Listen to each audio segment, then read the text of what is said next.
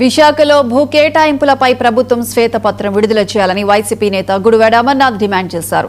వేల కోట్ల విలువైన ప్రభుత్వ భూములను కారు చౌకగా కేటాయించారని, ఉద్యోగాల కల్పన కూడా జరగలేదని ఆయన ఆరోపించారు.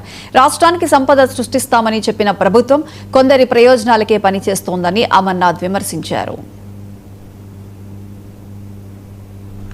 2024 జూన్లో వారు ఎప్పుడైతే ప్రభుత్వంలోకి వచ్చారో, ప్రభుత్వంలోకి వచ్చినటువంటి నాటి నుండి ఇప్పటికి దాదాపు 26 మాసాలు, అంటే దాదాపు 2.5 సంవత్సరాలు పూర్తవుతా ఉంది, దగ్గరికి వస్తూ ఉంది.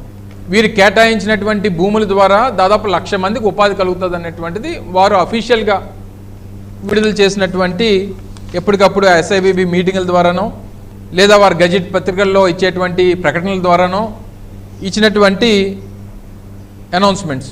ఇన్ని వేల కోట్ల రూపాయల భూముల్ని కారు చౌకగా 99 పైసలకి, రూపాయికి, అవసరమైతే ముఖ్యమంత్రి కొడుకు అంటాడు మొత్తం రూపాయికి 99 పైసలకి ఇస్తే నీకేం ప్రాబ్లం అని అడుగుతున్నాడు విశాఖపట్నంలో పత్రికా విలేకరులు. అంటే మీ తాత సంపాదించినటువంటి ఆస్త విశాఖపట్నం భూములు ఏమన్నా, మీ తాత సంపద ఈ రాష్ట్రం అని చెప్పి అడుగుతా ఉన్నా ముఖ్యమంత్రి కొడుకుని. ఈ 2.5 సంవత్సరాల్లో 30-40 వేల కోట్ల రూపాయలు విలువైనటువంటి భూముల్ని కారు చౌకగా కట్టబెట్టినటువంటి మీ ప్రభుత్వం ఎంతమందికి ఉపాధి కలిగించింది చెప్పండి? ఏమైనా వైట్ పేపర్ రిలీజ్ చేయగలరా?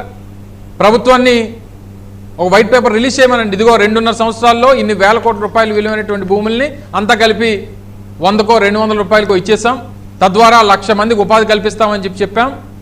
2.5 సంవత్సరాలు పూర్తయిపోతా ఉంది, ఒకడు కూడా ఉద్యోగం ఇవ్వలేదు. ఇది ఈ ప్రాంతంలో ప్రజలు మాట్లాడుకున్నటువంటి మాట. భూములేమో ఉచితంగా ఇవ్వడం, వాళ్ళు ఉద్యోగాలు కల్పించకపోవడం, భూములేమో మీ బినామీల చేతిలో ఉండిపోవడం. తీరా విశాఖపట్నానికి మిగిలింది ఏంటంటే బూడిద మిగులుతుంది. ఈ బూడిద పార్టీ ఏం మిగిల్చింది విశాఖపట్నానికంటే? చివరికి బూడిద మిగిల్చింది. విశాఖపట్నాన్ని దోచుకున్నటువంటి చంద్రబాబు నాయుడు గారు తాలూకా బినామీలు భూములు కేటాయించుకొని చివరికి వారు